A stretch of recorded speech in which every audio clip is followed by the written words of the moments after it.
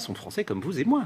Pas tous les Turcs. Hein. Si j'ai les Turcs, il y a beaucoup de gens ils qui ont la nationalité française. Comme vous et moi, c'est exagéré. Ils ont la nationalité. Ils sont administrativement français. Qui construit des écoles. Est-ce que je peux poser une question parce Je vous en prie.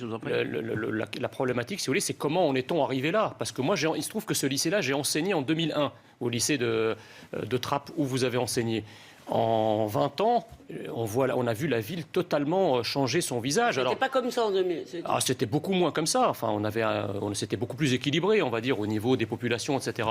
La question, si vous voulez, c'est qu'on n'a pas assisté soudainement à la conversion massive de Français de souche à une nouvelle religion.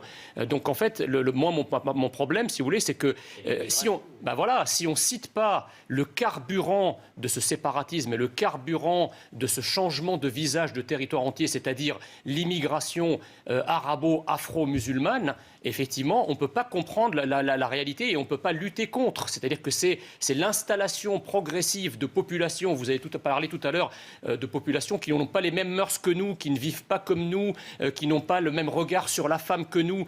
Tout ça, ça vient pas, c'est pas du peuple français que ça sort. C'est bien l'apport de populations allogènes qui installent sur notre territoire des identités autres que l'identité nationale.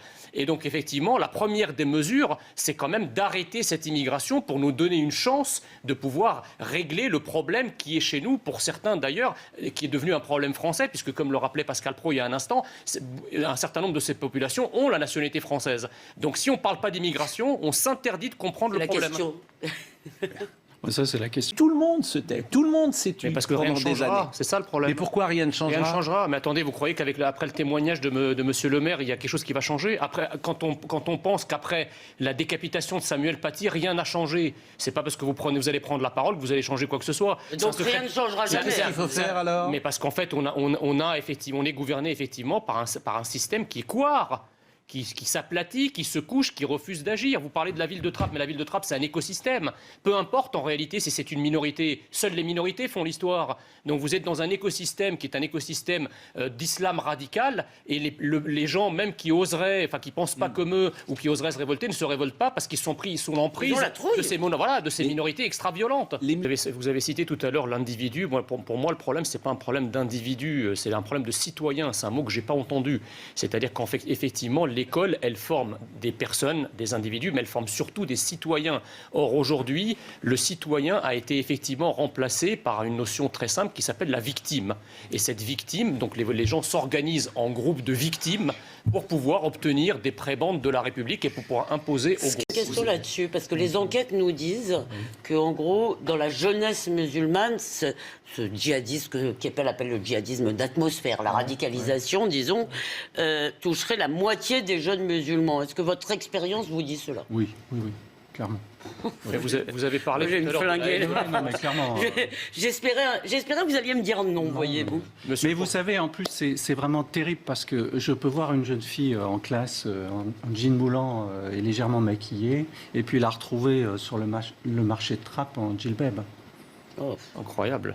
Vous avez parlé tout à l'heure, monsieur le professeur, de la haine de la France, dans laquelle ses élèves sont élevés. Et Pascal Praud a parlé effectivement de l'absence de réaction du gouvernement.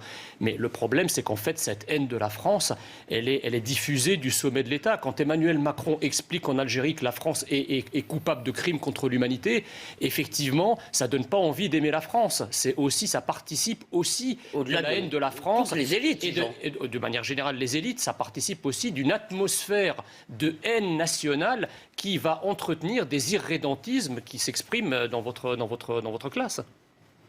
Il y a un proverbe copte qui dit quand on veut tuer un pays, il faut commencer par tuer sa langue. Oui. Et là, je pense qu'effectivement, oui, tout à fait. Très beau. D'ailleurs, la langue copte a disparu comme ça.